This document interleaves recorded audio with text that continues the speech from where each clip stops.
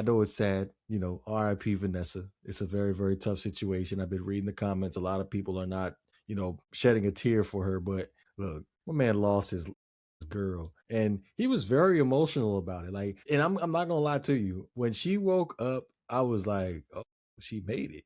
And then Mm-hmm. I need to get your takeaway from this whole reason why she wanted to go, because I really think she just didn't want to live anymore, considering the fact that she was allergic to the pineapple. I got a different take on it. I don't think she wasn't trying to live anymore. I felt that she was slipping away. Like, I guess in a way I'm trying to say is that I feel like the damage that was done to her psyche and her physical and mental from the wound definitely did a toll to her. And I felt like when we were listening to Fisk and Vanessa talk in the hospital right after the surgery was done, you can tell that her mind was completely damaged. She kept repeating over and over and over again. So it felt like it was just a matter of time that she wasn't going to make it. So you feel like she was just like, I don't want to be in this particular state, so just let me go. Yeah, kind of like a final farewell, you know. I felt it was more that she did her duty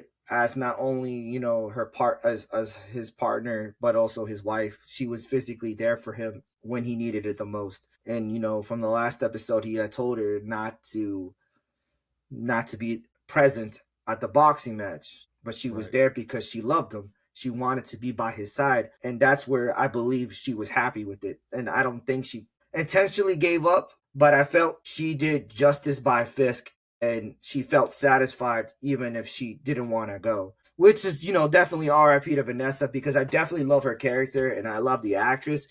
And, you know, it's crazy that, you know, we go back 11 years when she was first appeared in the Netflix series. You know, I really, really, really thought she was going to make it through. And, you know, like in the season before, I knew she was going to get into this accident in last episode.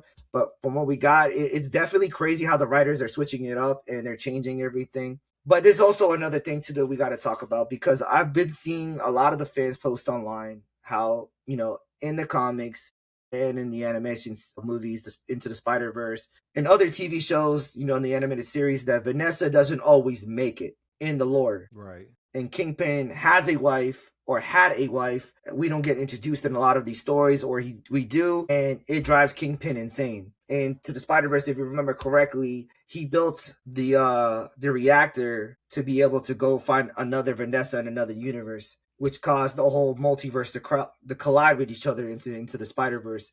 You know, so seeing Kingpin doing whatever he can to go to bring his wife back or his son back is definitely. I really believe that this is gonna pave another version of Kingpin that we haven't met yet, which I'm loving, because, you know, in previous podcasts we talked about how we haven't been, you know, truly happy and how they've been portraying Kingpin in the MCU since he announced They his haven't role. lived up to his standard. More like they've been tarnishing the reputation of Kingpin, been Yeah. playing with it. I gotta say, the way they directed this episode, I know it's not what a lot of people was expecting as far as where we left off last week in season episode 4, but the way it was directed, the way it was just put together all the way around was just freaking amazing. Facts. Like I love how the attention to detail, the cast and the producers and the writers are, the magic that they're creating with this show is definitely phenomenal. And it's like there's some things I tend to forget because it's been a while since I watched season 1, 2, and 3. I usually binge watch it, like, you know, once a year at least, but it's been a minute. And to see them like basically pay attention to detail, and there's a lot of things I forgot when I was watching this series, and then I'm like, that I forgot about that. You know what I mean?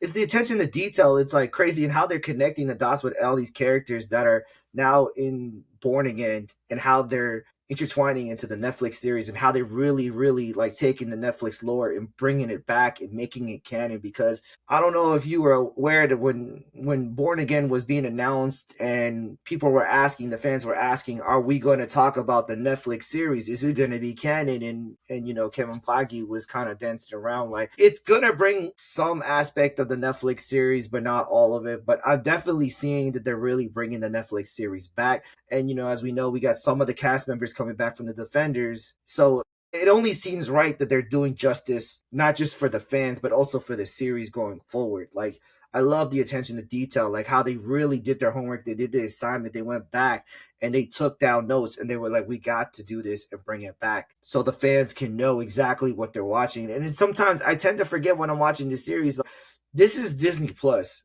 but I really feel like we're getting that Netflix vibes, and I can't stop talking about it. Like, it just gives me chills. Like, I'm just like, damn, it makes me feel like back in 2015 when the series first was released on Netflix, and I was able to like really get into the story and like really get deep into like the world of Hell's Kitchen and how the characters were just phenomenal. Everybody did a phenomenal job. You know, I loved all the characters, and it's definitely crazy like seeing a lot of characters that are going to die in the future, but this is a flashback, and seeing that these characters like, damn, you know, Foggy, Wesley, and then as we talked about in the last episode, Vanessa, we didn't know if she was going to pass away or she was going to make it. And I'm definitely going to go back to what I stated before. I know that we were giving our opinions on the matter, but definitely I do believe at the end of this episode, it does pronounce that she passed away.